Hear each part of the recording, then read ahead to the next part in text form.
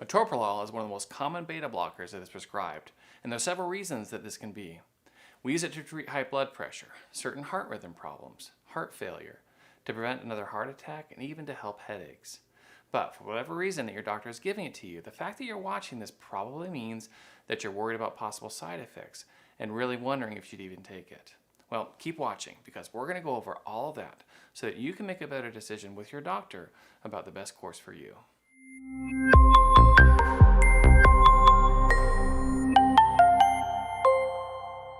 Hi there, I'm Dr. Eric Richardson, a board-certified family practice physician. I'd like to welcome you to Family Med, a channel that focuses on giving you practical and accurate medical information to help you and your family. If you think this would be something that's helpful to you, make sure you subscribe, hit that notification button, and follow along with us. On today's episode, we're going to be talking about metoprolol. This is a medication that still is more commonly prescribed to treat high blood pressure, but also is used for a variety of different heart conditions, including chest pain due to poor blood flow to the heart, situations where your heart beats too fast, as well as even preventing migraine headaches. This is a medication that's been available in the United States since 1980s. Metoprolol belongs to a class of medications called beta blockers.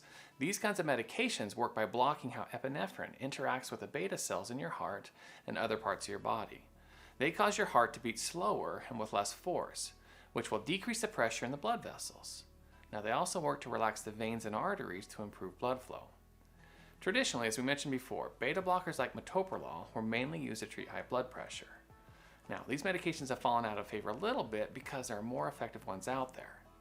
Also, the whole point in lowering blood pressure is to decrease your risk for heart attacks and strokes.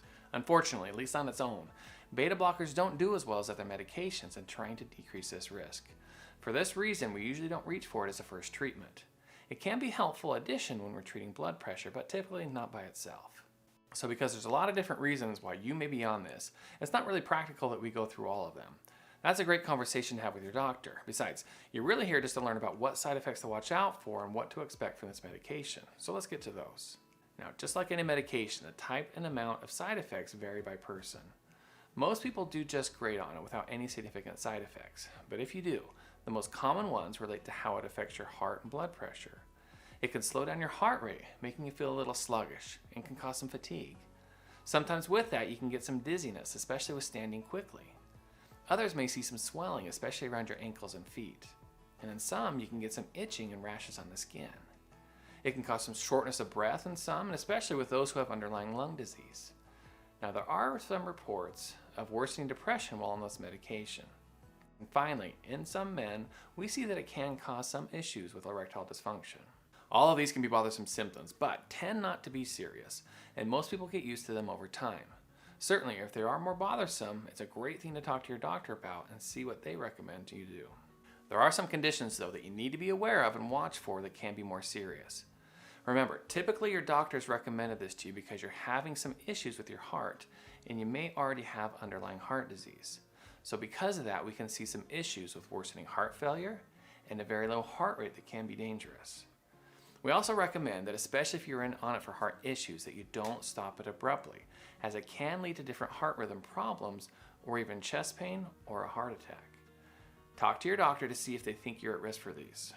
Now, typically those in good health or taking it for other reasons, they don't have these kind of problems, but it's always good to check. You do need to be careful with them if you're asthmatic or have other forms of chronic lung disease like COPD. These medications can make those conditions worse in some people, or at least make some of your inhalers not quite as effective.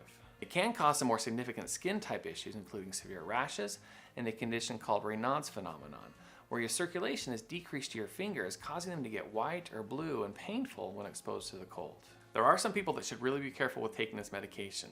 I already mentioned those with lung problems, but we also see those who have really bad heart disease or problems with plugged arteries in your legs can see these conditions get worse. If you already have a heart rate also that's really low, especially below 50, or if you're taking other medications like certain kind of calcium channel blockers, you probably shouldn't be taking this, or at least need to do it under the close supervision of your doctor.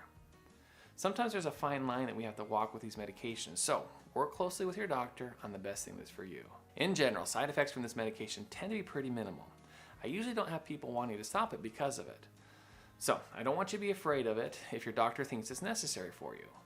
But if you're having problems with it, then usually we can switch you to something different. It's important that you just be aware of what to watch out for, and you should do fine. So those are the main things you should watch for.